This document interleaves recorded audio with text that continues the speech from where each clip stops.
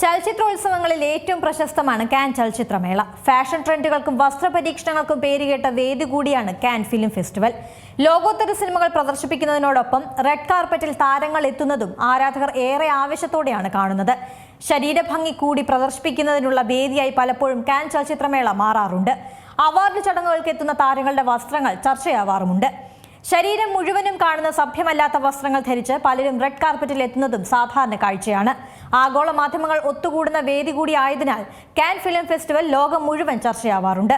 എന്നാൽ അതെല്ലാം ഒഴിവാക്കാനുള്ള തയ്യാറെടുപ്പിലാണ് കാൻ ഫിലിം ഫെസ്റ്റിവൽ സംഘാടകർ. ഇനി മുതൽ റെഡ് കാർപ്പറ്റിൽ നഗ്നതാ പ്രദർശനവും ഓവർ സൈസ്ഡ് വസ്ത്രങ്ങളും ധരിച്ചെത്താൻ അനുവദിക്കില്ല. വസ്ത്രധാരണവുമായി ബന്ധപ്പെട്ട് പുതിയ മാർഗനിർദ്ദേശങ്ങൾ പുറപ്പെടുവിച്ചു. കാനിൽ ധരിക്കുന്ന വസ്ത്രങ്ങളെക്കുറിച്ച് മാർഗനിർദ്ദേശങ്ങൾ നിലവിലുണ്ടായിരുന്നെങ്കിലും നടപ്പാക്കിയിരുന്നില്ല. സുരക്ഷാ പ്രശ്നം കൂടി മുൻനിർത്തിയാണ് നിയമങ്ങൾ കർശനമാക്കുന്നത്. എന്നാൽ ഫാഷൻ പരീക്ഷണങ്ങളെ വിലക്കാനല്ല, നഗ്നതാ പ്രദർശനം ഒഴിവാക്കാനാണ് പുതിയ നീക്കത്തിന്റെ ലക്ഷ്യമെന്നാണ് അധികൃതർ പറയുന്നത്. തീരുമാനത്തിന് പിന്നിൽ വിവാദമായ ചില സംഭവങ്ങളാണ്. ഗ്രാമി അവാർഡ് ദാന ചടങ്ങിന്റെ റെഡ് കാർപ്പറ്റിൽ മോഡൽ ബയാൻക സെൻസോറിയുടെ വേഷം വിവാദമായിരുന്നു. സുതാര്യമായ വസ്ത്രം ധരിച്ചെത്തിയത് വലിയ വിമർശനത്തിന് കാരണമായി. പൂർണ്ണ നഗ്നയെന്ന് തോന്നിപ്പിക്കുന്ന തരത്തിൽ നെറ്റുകൊണ്ടുള്ള വസ്ത്രമായിരുന്നു മോഡൽ ധരിച്ചത്.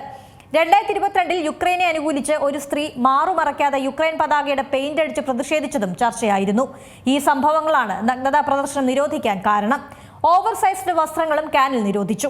ഇത്തരം വസ്ത്രങ്ങൾ ധരിച്ചെത്തുന്നവരെ ചടങ്ങിലോ റെഡ് കാർപ്പറ്റിലോ പ്രവേശിപ്പിക്കില്ലെന്നും തീരുമാനമുണ്ട്. കാൻ ഫെസ്റ്റിവൽ അധികൃതരുടെ തീരുമാനത്തെ എങ്ങനെ സ്വീകരിക്കുമെന്നാണ് കാത്തിരിക്കുന്നത്. ഈ മാസം 24 വരെയാണ് കാൻ ചലച്ചിത്രമേള. ഏറ്റവും പുതിയ വാർത്തകളും വിശേഷങ്ങളും വിരൽ തുമ്പിലറിയാൻ സീ മലയാളം ന്യൂസ് എല്ലാ ഡിജിറ്റൽ പ്ലാറ്റ്ഫോമുകളിലും ലഭ്യം.